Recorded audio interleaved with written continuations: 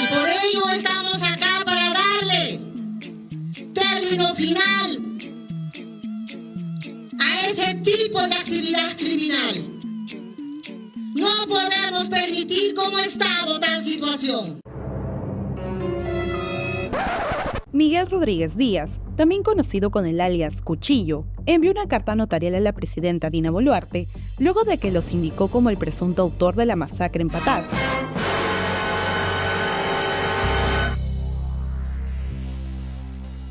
Buenos días, buenas tardes, buenas noches, dependiendo de la hora en la que nos estén escuchando. Bienvenidos a otro episodio de Síntesis. Soy Luis Miguel Turizaga y hoy día me acompaña José de la Cruz y Estefano Corso.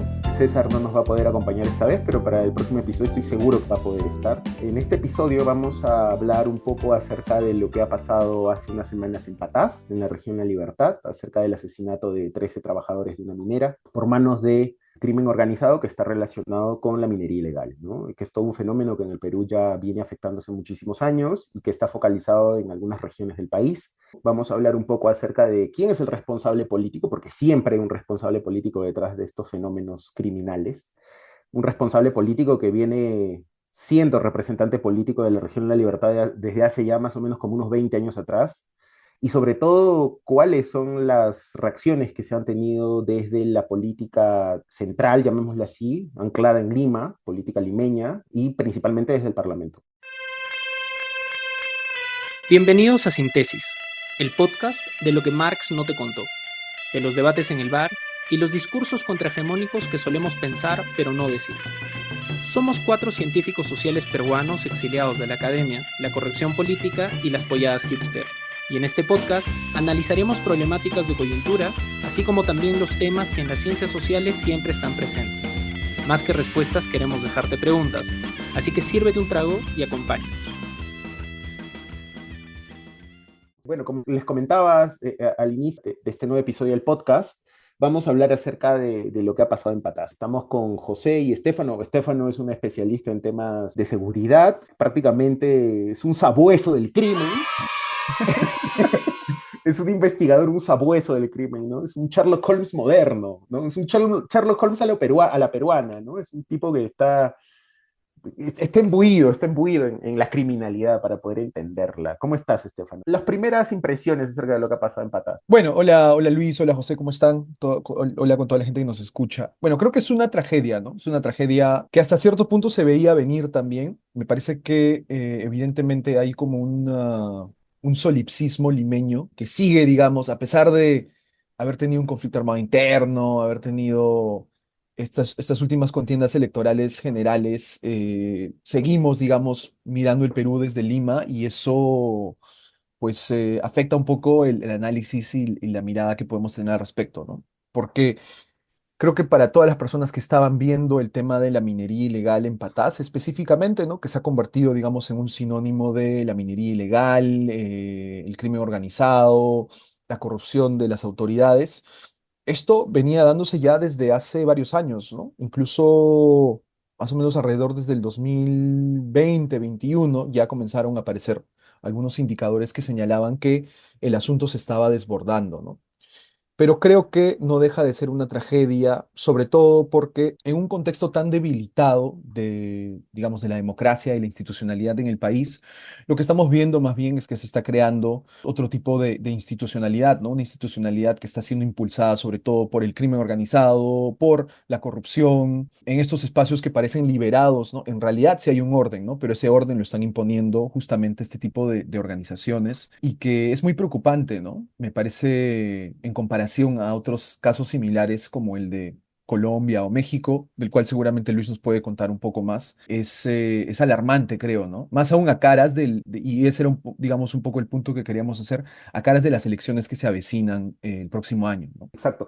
Y como para dar un poquito de contexto, ¿no? En Patás, que es una ciudad que está en la región La Libertad, que está en la costa norte del Perú, hay una mina que se llama La Poderosa, ¿no? En esta mina, bueno, es una mina que ya viene operando hace un buen tiempo, pero lo interesante de esto es de que para la protección del propio funcionamiento de la mina y de los trabajadores de la mina, lo que termina pasando es de que la mina termina tercerizando los servicios de protección en algunas empresas que no son la policía, pues, ¿no? Entonces, démonos cuenta por dónde más o menos va comenzando el problema, ¿no? Las 13 personas que han sido asesinadas y encontradas en bolsas, ¿no? Dentro de un socavón de la mina, eran personas que habían sido contratadas por la mina para darles el servicio de seguridad. O sea, la mina no puede recurrir a la policía porque, bueno, habrá que alguien nos tendrá que explicar por qué, ¿no? No hay suficientes efectivos, la policía no se da abasto para dar la seguridad que es debida a la mina, ¿no?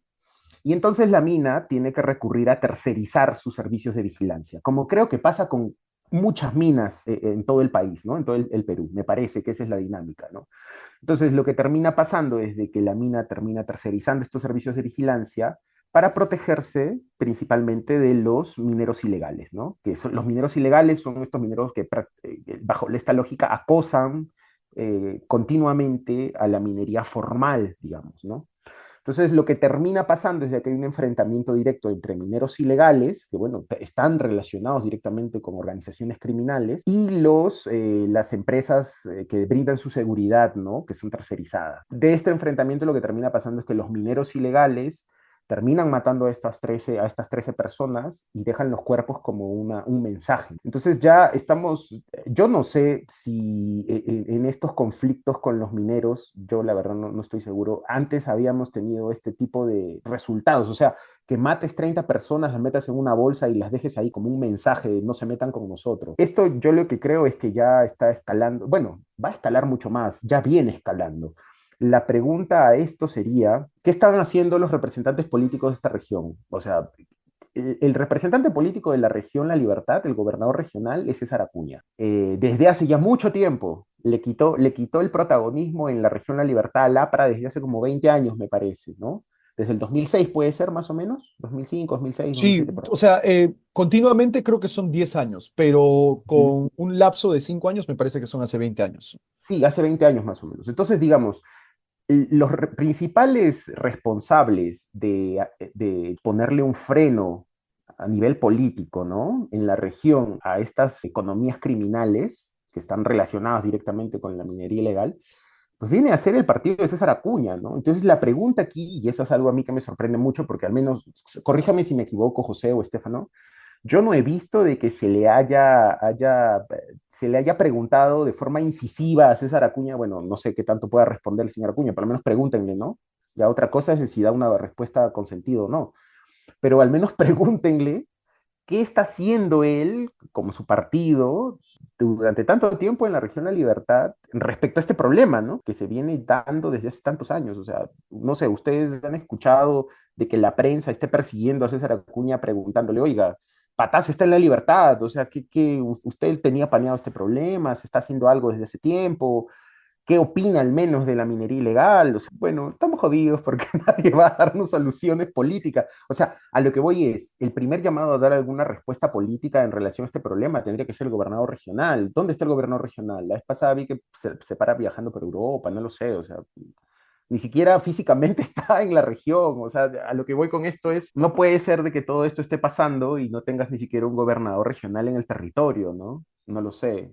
No sé, José, ¿tú qué opinas al respecto? Yo ya... Se me acaban los adjetivos, amigo. Pucha, yo solamente tengo el recuerdo de después del anuncio de la noticia de este terrible asesinato a estos vigilantes, que inmediatamente César Acuña viajó a Palacio de Gobierno y se reunió con la presidenta, ¿no? Pero más allá de que la presidenta se apoyó de nuevo en un estado de emergencia para esta región, creo que las cosas no han cambiado, porque la pregunta que a mí me sigue rondando la cabeza es quién tiene el control de esa región y qué tanto el gobernador regional está en capacidad de poder representar al Estado o simplemente está haciendo un alfil más que se queda viendo todo lo que sucede, ¿no? Porque lo de Patás es una noticia mundial, porque es una mafia que está negociando, que está traficando con oro, ¿no? Y que ha derivado todavía en otros negocios ilícitos y que no sé cómo se va a controlar esa cosa, ¿no? De verdad sí es preocupante Y César Acuña, no sé, pues, ¿qué se puede decir de César Acuña? A mí lo que me sorprendió también es de que porque claro, hay que comentar también de que después de que ocurre este asesinato de estas 13 personas, Dina Boluarte, como decía José, declara estado de emergencia en Patás y ella misma va a Patás. O sea, yo no sé para qué. O sea, no sé si ella se iba a poner con un rifle a resguardar la entrada del municipio, no sé, pero bueno. Dina Boluarte va a la misma región de Patás a establecer ella misma, ¿no?, el estado de emergencia y tienen una reunión con algunos líderes políticos de la zona. Y lo más gracioso, no, es que no sé si decir el término correcto es gracioso, ¿no? Pero lo que llama más la atención es que el alcalde de Patás, que es digamos, la principal autoridad política que debería estar en esa reunión, no lo dejaron estar. Y claro, porque cuando lo han entrevistado al alcalde, él tiene obviamente una crítica muy fuerte hacia al gobierno central, hacia el gobierno regional, ¿no? O sea, hacia Acuña, hacia Boluarte.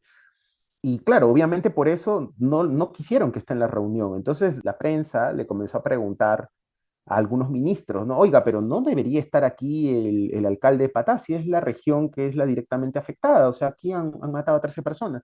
Dijo, no, porque el protocolo no lo indica, no sé qué ministro salió a decir eso, creo el ministro del Interior, no sé qué, bueno, ya no sé, porque cambian de ministros cada semana también, ¿no? Ahora también que ha caído la gabinete de la Nación, han vuelto a cambiar ministros, o sea, que es totalmente irrelevante qué ministro haya sido el que haya dicho eso, pero lo dijo. No, un ministro lo dijo. Dijo, no, por una cuestión de protocolo, no tiene por qué. Pero si es el alcalde de la zona afectada, ¿quién mejor que él para decirte qué está pasando en su municipio o en su distrito? O sea, Y contradictoriamente estaba el comandante general de la policía, que claro, en este tipo de situaciones debería estar Víctor Sanabria, pero que ha recibido una serie de cuestionamientos por, digamos, tener algunos vínculos, ¿no?, que ya están quedando cada vez más demostrados con mineros informales e ilegales, ¿no? Entonces, o sea, creo que acá el asunto de fondo también, y esto no es un secreto para nadie, ¿no? Es que el precio del oro se ha disparado históricamente en los últimos, bueno, el último año en realidad, ¿no? En abril tuvo como un pico, ¿no?, histórico, ¿no?, a nivel mundial. Eso ha desatado, si se quiere llamar, como una fiebre de oro a nivel mundial, ujú, pero que en el caso de Perú, por el marco normativo que existe, ¿no?, porque se sigue extendiendo la existencia del Registro Integral de Formalización Minera, que es el REINFO, ¿no?, que ujú, básicamente permite que la mayoría de estos mineros ilegales informales puedan seguir, digamos, realizando sus actividades, y que además ha sido respaldado por el Congreso, un Congreso donde muchos parlamentarios tienen vínculos justamente con la minería ilegal. O sea, lo que demuestra es que el asunto detrás de todo esto es económico, ¿no? O sea, no hay que perder de vista, por ejemplo, que la minería, el impacto económico de la minería informal e ilegal en el Perú es casi el 3% del PBI, ¿no? O sea, estamos hablando de miles de millones de soles que se mueven por este negocio, y que obviamente ha captado también la atención de un montón de actores que antes no estaban, pues, remotamente interesados por ellos, ¿no? Como las organizaciones criminales, ¿no? Justamente esto que mencionaba Luis es, digamos, un fenómeno que se ha producido en Patas en los últimos años, ¿no? Donde los mineros informales contrataban a algunos miembros de estas organizaciones criminales para que se sirvan de chalecos, ¿no? Como les decían, parqueros, para que les puedan proveer de seguridad privada, si se quiere, ¿no?, en enfrentamientos con otros mineros informales. Y lo que ha terminado ocurriendo es que los miembros de esas organizaciones criminales, estos mercenarios, digamos, que proveían servicios de seguridad privada, han comenzado a darse cuenta que era un negocio recontra lucrativo, ¿no? Entonces, básicamente ahora explotan a los mineros ilegales informales en muchos casos, o, digamos, trabajan en conjunto con ellos para la explotación de estos minerales, ¿no? Ante, digamos, la vista y paciencia de las autoridades, pero sobre todo, digamos, en un territorio donde no se ha hecho nada por ejercer ningún tipo de control territorial, ¿no? O sea, estamos hablando de millones de hectáreas de posible explotación minera, donde hay, pues, creo que en Patás, en la provincia de Patás, hay solamente una comisaría. Y hay tres puestos en la carretera que va de Patás a Trujillo, a la capital, hay tres puestos de seguridad. Entonces, claro, ¿qué tipo de control se puede ejercer, no? Más bien pareciera que todo está diseñado para que el control sea el más escaso posible, ¿no? sí. Y yo creo que esto que dices, Estefano, es adrede. O sea, a ver, a Claro, estas es por alturas diseño, ¿no? es por diseño, o sea, el diseño institucional, vamos a hablar como politólogos, ¿no? Yo sé que según el amigo Meléndez no hay ciencia política en el Perú desde hace un tiempo, ¿no? Pero vamos a intentar hablar como politólogos. Bueno, las instituciones en el Perú, muchas, están diseñadas, o sea, de nacimiento para que tengan esos vacíos, ¿no? Para que funcionen de esa manera que es incompleta, con zonas grises, zonas marrones, como quieran llamarle. Está diseñado de esa forma. O sea, ¿ustedes creen realmente, amigos, amigas que nos escuchan, que realmente no hay fondos como para poner otra comisaría o como para mandar más efectivos policiales a esas zonas? Si no se hace es porque realmente no se quiere hacer, ¿no? O sea, tiene mucho que ver esto que dice Estefano, ¿no? La minería ilegal es una economía que ya atraviesa y tiene redes, no solo a nivel de crimen organizado, de mineros ilegales, sino que ya tiene representantes políticos. ¿Por qué el reinfo los plazos se vienen ampliando cada vez más desde el Congreso? No hay ninguna razón lógica, la única razón es que se les quiere dar más beneficios legales desde el Congreso a esta minería informal, que pues si haces un análisis está prácticamente es la minería ilegal, ¿no? O sea, hay muchos actores políticos que están a favor de este tipo de minería, trabajan bajo la lógica de la romantización, ¿no? Dicen, no, el minero informal, hay que apoyar los informales para que se formalicen. Yo creo que no tiene que ver con eso, tiene que ver con los mecanismos legales que se le brindan desde el Parlamento, ciertos actores, o sea, ciertos congresistas de algunos partidos, en beneficio de las minería ilegal, ¿no? O sea, lo que nos damos cuenta, y esto que tú mencionabas ahora, Estefano, ¿no? De que el ministro del Interior tiene cuestionamientos por tener intereses con mineros ilegales, nos está hablando de que las redes, o sea, hay un mercado, hay una economía ilegal en el Perú que está ligada a la extracción del oro, que yo creo que tiene una cadena entre los mineros ilegales, las organizaciones criminales que protegen y que son pagadas por estos mineros ilegales para que sean prácticamente como sus guardaespaldas, y que tiene que ver con una cadena que va por las autoridades políticas, de fuerzas de seguridad y que llega hasta los representantes políticos en el Congreso, ¿no? Habría que analizar también en esa región de la libertad.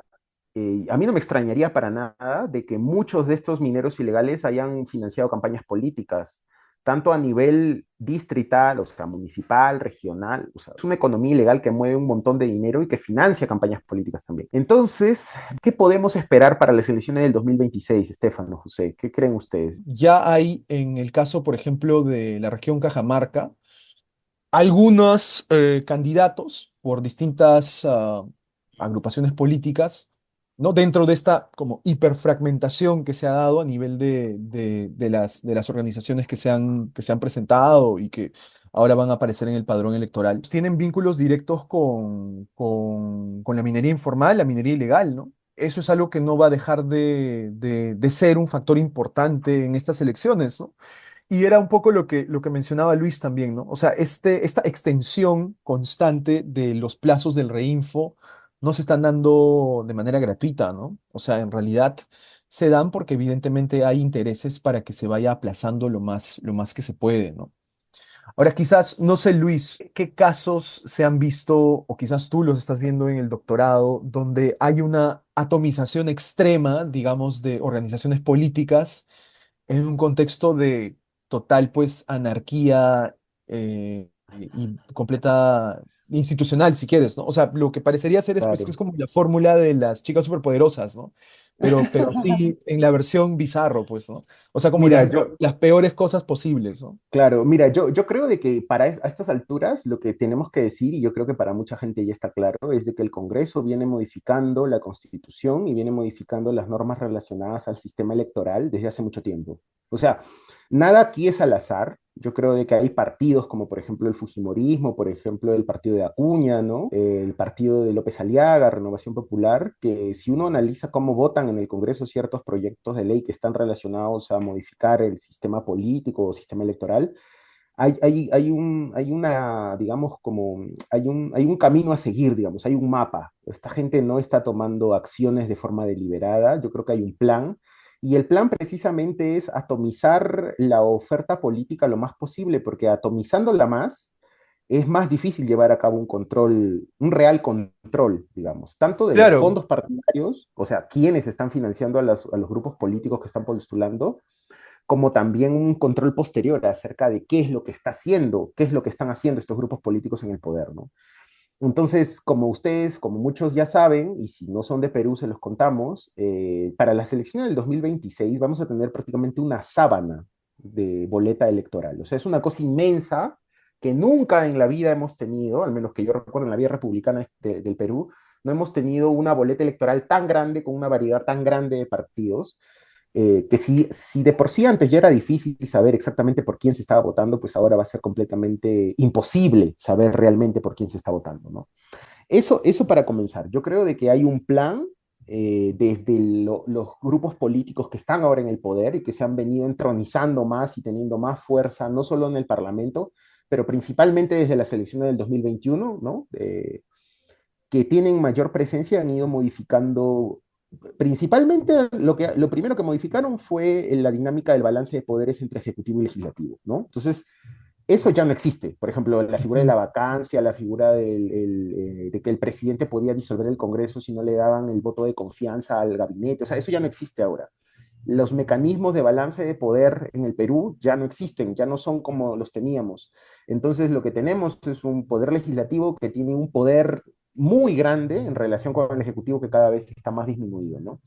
Y claro, esto tiene que ver también con la presencia de Dina Boluarte como presidenta, porque a Dina Boluarte no le ha interesado entrar a ese nivel de disputa política. Ella solo lo único que ha querido es de que sobrevivir políticamente hasta el próximo año y bueno, irse a Roma a visitar al Papa o operarse la cara, no sé. O sea, ambiciones políticas o un Claro. plan político desde el Ejecutivo no ha existido, no ha habido para nada, ¿no? Entonces yo lo que creo es de que precisamente todo este vamos a decirlo así, con una palabra muy a lo Alejandro Toledo, ¿no? Todo este andamiaje, todo este andamiaje legal a nivel de estructura política y a nivel de estructura electoral está creando un terreno para que precisamente estas organizaciones criminales, sea más fácil para estas organizaciones criminales financiar partidos políticos. Y yo creo de que si comenzamos a hacer un trabajo así más fino, y comenzamos a analizar quiénes están financiando realmente muchas de estas organizaciones políticas, nos vamos a encontrar de que van a haber fondos que no va a ser muy claro de dónde vienen, dinero que no sabemos en qué se está utilizando, y esto ya viene pasando desde hace un buen tiempo con partidos políticos más Claro, reconocidos. Si no recordemos el caso Cocteles, ¿no? El caso del claro, Fujimorismo. tal cual. Es como dicen los Para gringos, disculpa que te interrumpa, no es como no, dicen dale, dale, dale. follow the money, ¿no? O sea, Sí, simplemente sigue el dinero. sigues el dinero y vas a ver, digamos, de dónde está saliendo y de dónde está llegando, ¿no? Exactamente, tal cual. O sea, y si esto ya venía pasando con partidos políticos, digamos, entre comillas, más grandes, como el Partido Fujimorista, como el Partido de Acuña, quizá, ¿no? ¿Qué queda para los próximos partidos que son más pequeñitos, que ahora están más atomizados? O sea, va a ser mucho más difícil hacer este rastreo de dinero, ¿no? Además, no hay medidas que desincentiven el hecho de que los partidos no comuniquen de dónde vienen sus fondos. A lo que voy con esto, y de nuevo vamos al tema de la ingeniería institucional, ¿no? Las sanciones que se imponen a los partidos por no informar de dónde vienen sus fondos son mínimas, o sea, son prácticamente irrisorias, ¿no? Se les imponen multas. Entonces, a un partido, por ejemplo, no sé, yo supongo que al Fujimorismo le conviene más pagar la multa, que para ellos prácticamente puede que no sea nada, en lugar de decir de dónde vienen realmente esos fondos, ¿no? O sea, hacen un análisis de costo-beneficio. ¿Qué me resulta más cómodo a mí como partido político hacer? ¿Respetar la norma o pagar una multa? Pues pagar una multa. Y mientras las sanciones no sean fuertes en el sentido de que si un partido no establece con claridad de dónde vienen sus fondos, si la sanción no es fuerte en el sentido de que les pueden quitar la inscripción, porque esa sería una sanción muy fuerte, que no participan en las elecciones, mientras no hayan sanciones de ese nivel, pues no va a haber incentivos mayores para que los Mm, partidos cumplan con esta norma de informar. Y en verdad no hay estas sanciones grandes porque no se quiere que hayan, ¿no? Así de fácil. No, los mismos partidos que dan las normas, pues no quieren ponerse la soga al cuello para ponerse, digamos, un poco o sea, para que las normas sean un poco más duras, ¿no? Las sanciones sean más duras. Entonces estamos atrapados en un bucle, ¿no? Estamos atrapados en un bucle y a mí me parece muy triste porque para el 2026, ahora, y esto ya para ir cerrando, ¿no? A mí sí me da mucho miedo de que se comience a normalizar en el Perú encontrar muertos en bolsas. O sea, porque yo creo que eso es lo que puede terminar pasando, ¿no? Que terminemos normalizando el encontrar gente asesinada por estos brazos armados de los grupos de los mineros ilegales, y vamos a encontrar normal esto luego, ¿no? ¿Qué es lo que va a Mm, pasar cuando estos grupos armados comiencen a tener mayor representación, mayor poder económico? Porque me parece que hasta ahora, no sé, corrígeme si me equivoco, Estefano o José, me parece que hasta ahora estos grupos armados dependen de digamos, de estas empresas, llamémoslas de minería ilegal, ¿no? Porque estas empresas son las que pagan a estos brazos armados. Pero ¿qué va a pasar cuando estos brazos armados comiencen a tener mayor injerencia en la capacidad de decisiones, comiencen a conocer más el negocio y ya no necesiten, digamos, ser contratados, sino que ellos mismos, no, y ya lo están haciendo. O sea, ellos están a eso montando sus voy, propias operaciones de explotación mineral, ¿no? O a eso sea, voy. muchas de las personas que trabajan para estas organizaciones criminales, o sea, trabajan en condiciones casi como de esclavitud moderna, ¿no? Entonces, es un panorama muy complejo que se ha dado, digamos, ante la vista gorda del Estado y de las autoridades y que se ha ido cada vez como volviendo más y más turbio, ¿no? Ese es el escenario que tenemos para el 2026. Yo, la verdad, no quiero caer en esta frase de decir que vengo del futuro, yo estoy en México y más o menos veo cómo funciona aquí el crimen organizado y cómo ha tomado regiones completamente.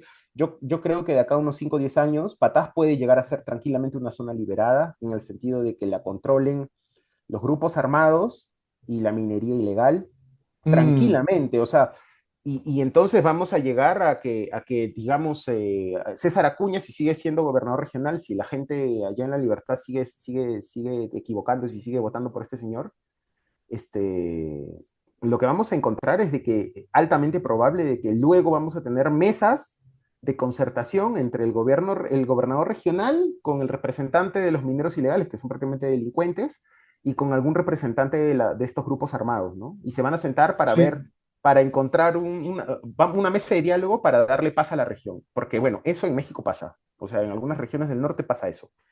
Entonces, yo creo de que eso es altamente probable que suceda de acá a unos 5 o Sí. 10 años, Y, dependiendo que suceda políticamente, ¿no?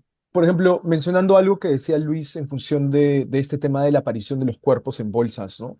Hace poco estuve en un evento que organizó Inside Crime, que es esta plataforma, este como think tank, que ya desde hace varios años viene analizando el tema de las distintas manifestaciones delictivas en Latinoamérica, ¿no? Pero una cosa que decían, por ejemplo, que está ocurriendo en México, porque claro, estaban haciendo un aniversario del conteo anual de homicidios que hacen, porque se cumplía 10 años de esa dinámica, es que una cosa que está ocurriendo en muchos estados de México es que los números de homicidios están bajando más bien, ¿no?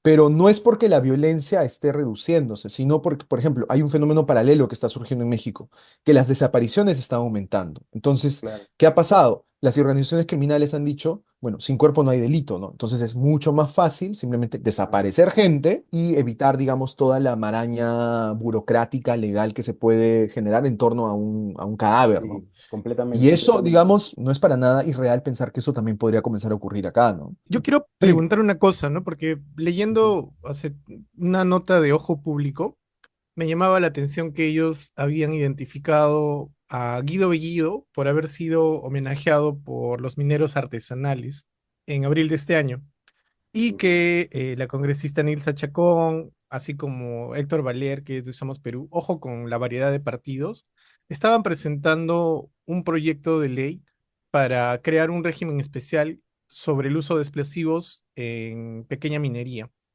Entonces, aquí es bien interesante mirar el escenario porque la pequeña minería no necesariamente tiene fuerza como la gran minería que está establecida en Patas para contratar o tercerizar el servicio de seguridad. Y si es que nosotros vemos a nivel macro, la disputa por el control del oro, porque el control del oro implica también controlar la seguridad para sacar el oro. El rollo de que la gente contrate seguridad es porque empiezan a denunciarse de que cuando extraían el oro y lo sacaban por las carreteras eran asaltados.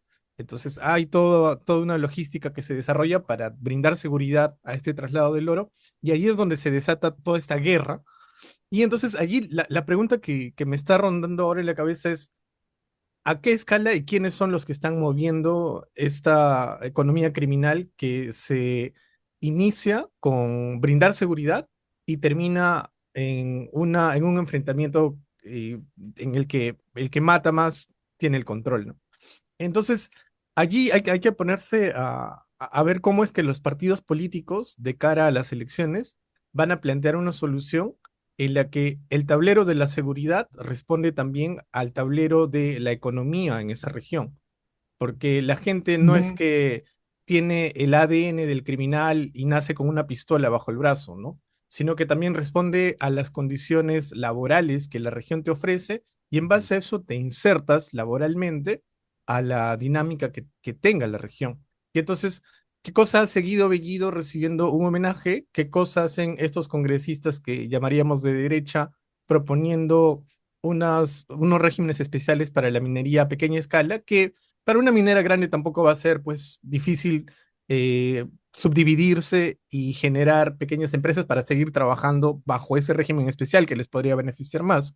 Las empresas, ojo, o sea, una empresa no es beneficencia, pues, quiere ganar dinero y va a encontrar la manera y lo va a buscar.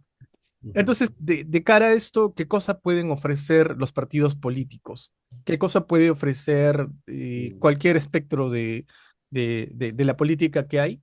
Hasta ahorita yo no escucho a ninguno, más allá del asunto de querer encontrar una sombra de lo que sucedió en los 80 y decir no volvamos a la violencia, etcétera, que es un rollo distinto, que también es la De violencia que acuerdo. que se ha desenvuelto en este escenario es distinta a la violencia que se ha desenvuelto en la década del 80, tiene otros fines, y encara a eso, ¿cómo es que la población va a responder a eso? ¿Y qué cosa puede exigir la población? Porque justamente necesitamos de medios de comunicación que nos pinten el panorama más allá de la indignación de ver cadáveres que son resultado de una negociación, de una negociación por el control del oro.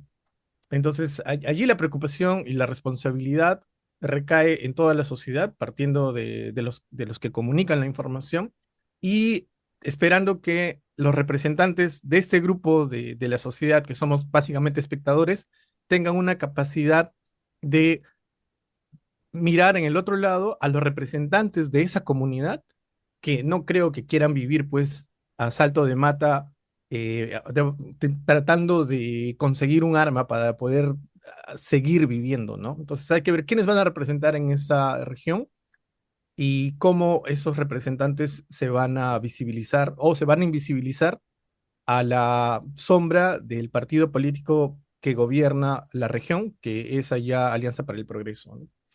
Entonces la preocupación es esa y hay que saber diferenciar eso, ¿no? No hay que caer, De creo, acuerdo. con mucha facilidad en el estigma de minero ilegal inmediatamente es un criminal. Creo que hay que identificar estos dos actores porque el modelo económico actual que tenemos es de tercerizar todo, ¿no? Ahora las empresas casi son un cascarón en el que te hacen creer que hacen todo el proceso, pero que en realidad subcontratan todo, subcontratan Sí, seguridad, pues. subcontratan logística. Entonces hay que mirar ese escenario también, cómo es que los partidos políticos van a responder a esa Ujú. dinámica. Y sobre todo, ¿quiénes van a ser los directamente interesados en solicitar esto que menciona José, ¿no? O sea,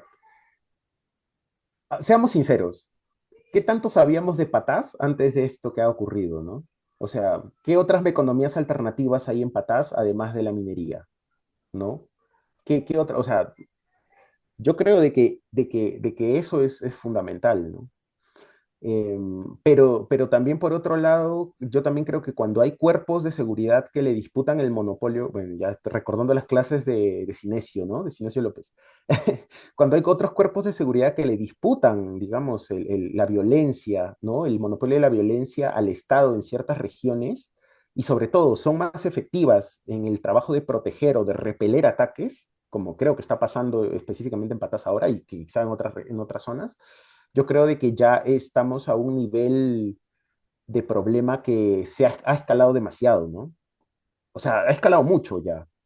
Y desgraciadamente nosotros estamos, me parece, la gente o muchos de nosotros estamos volteando a mirar la región cuando ya el problema ha escalado a un nivel de violencia física que digamos que es como uno de los niveles más altos, ¿no? Del problema, me parece. qué es lo que actores políticos le pueden ofrecer a estas regiones? Yo creo que lo mismo que Guido Bellido le ha venido ofreciendo a los mineros informales, ¿no? En estas zonas. O sea, a mí no me queda duda para nada de que altamente probable de que Guido Bellido ha recibido financiamiento económico de estos grupos para su campaña política. El hecho que lo hayan investido con las llaves de la ciudad, como, no sé, como ciudadano ilustre, qué sé yo, obedece precisamente a que él viene haciendo el trabajo político para el que votaron por la razón por la cual votaron por él, me parece, ¿no? Ahora, ¿qué tanto o qué tan consciente es el señor Guido Bellido acerca de que estas normas también indirectamente están apoyando a los mineros ilegales? Porque yo también creo de que ahí hay una cuestión muy complicada, ¿no? ¿Quién va primero a hacer este trabajo de hilado fino para diferenciar entre quiénes son mineros ilegales y quiénes son mineros informales, ¿no? Eh, yo creo que vamos a llegar muy probablemente como al mismo problema que teníamos con los cocaleros, ¿no? Aquellos que sembraban y cosechaban coca para consumo, digamos, tradicional, y aquellos que eran como el brazo principal o uno de los brazos que proveían de coca al narco, ¿no? Entonces, vamos a llegar a lo mismo, me parece, ese yo creo que es un gran problema. ¿Quiénes son los llamados para meterse en esa zona? Por ejemplo, a ver, Estefano, yo te pregunto, ponte, ahora te contrata el Ministerio del Interior y te dice, mira, hermano, te vas a Patás 6 meses a hacer trabajo de campo, te vas de infiltrado, no sé cómo, pero te vas para que nos expliques cómo funciona esa economía, quiénes son los actores que se interrelacionan, cuáles son los actores que tienen más peso político, peso armado, qué sé yo.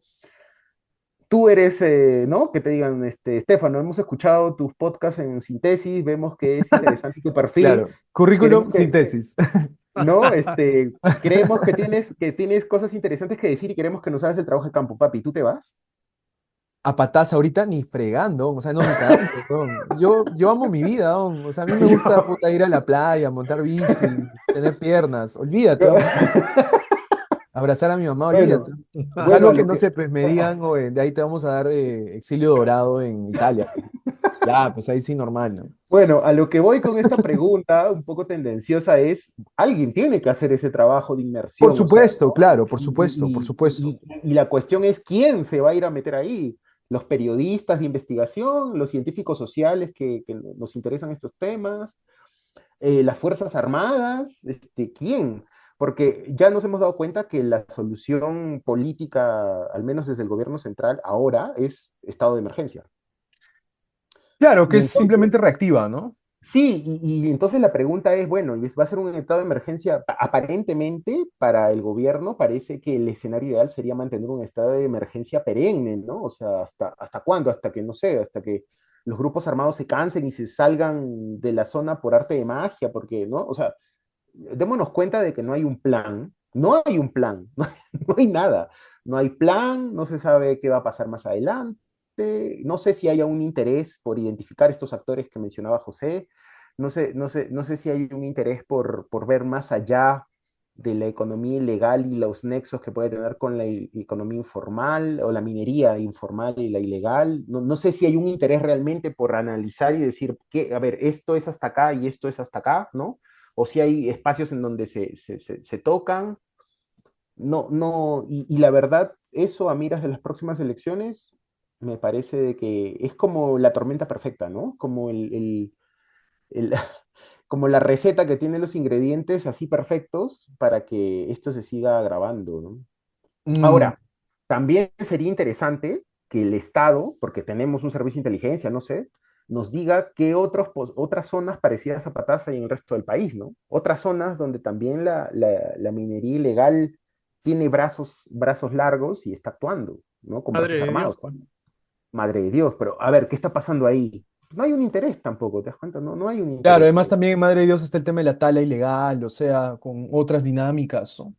Sí, Y digamos, y todo lo que este tipo de espacios siempre generan, ¿no? Que por lo general es como tráfico y trata de personas. sí. Eh, Ahora, pues, también, y ya para ir cerrando, decir una cosa, ¿no? El paso de una economía informal a minería, perdón, el paso de economía informal a una economía ilegal es más fácil que el paso de una economía formal a una economía ilegal. Entonces, démonos cuenta de que en el Perú un gran porcentaje de la economía del país se mueve en base a la economía informal. Entonces, démonos cuenta también de que ese escenario, ese contexto es sumamente favorable para que se dé un giro más rápido hacia las economías ilegales, ¿no? En cualquier tipo, como mencionaba ahorita Estefano, la tala, la minería, ¿no? Absolutamente todo. En los cuerpos de seguridad también, ¿no? O sea, cuando no tienes, digamos, un cuerpo de seguridad formal, policía o el ejército, con una representación grande o importante territorialmente, lo que va a aparecer van a ser estos cuerpos de seguridad informales y va a ser más fácil que eso se cruce a un cuerpo de seguridad ilegal, ¿no? O sea, sicarios, pues, sicarios, Claro, ¿no? contratados a sueldo, Digamos, grupos de mercenarios, tal cual. hasta especies como de paramilitares, ¿no? Que van a finalmente intentar ejercer un control en la zona y van a estar al mando del narco, de los mineros ilegales. Totalmente, totalmente. Entonces, démonos cuenta de que cuando desde hace tantos años se viene hablando de que hay que combatir la economía informal, no era solamente por una cuestión económica, no era solamente por una cuestión de PBI, no era solamente por una cuestión de pagar impuestos, sino de que este problema, con el paso del tiempo, termina originando los problemas que tenemos ahora, que ya no tienen que ver necesariamente con el tema de la economía, pago de impuestos y estas cosas, ¿no? Sino que tiene que ver con la violencia, tiene que ver con la muerte, tiene que ver con seguridad, tiene que ver con vidas, o sea, no es todo economía, amigos peruanos, hermanos peruanos, no todo se gira alrededor del Banco Central de Reserva y la inflación y, ¿no? Y que tengamos dinero en el bolsillo para comer rico, no, no todo va en función a eso. Bueno, diciendo esto, entonces amigos, damos por concluida el episodio, dar por concluido el episodio de síntesis de esta oportunidad. Muchas gracias a todas y todos por escucharnos. Discúlpenos si nos demoramos un poco en sacar episodios. Esto ha sido todo por hoy. Un abrazo grande para todos y todas. Cuídense mucho. Chao. Ahora la hora, en síntesis. En RPP. Bueno, ya. Disculpen, justo está pasando. Escucha, ¿qué será? Será Dina, estamos en casa.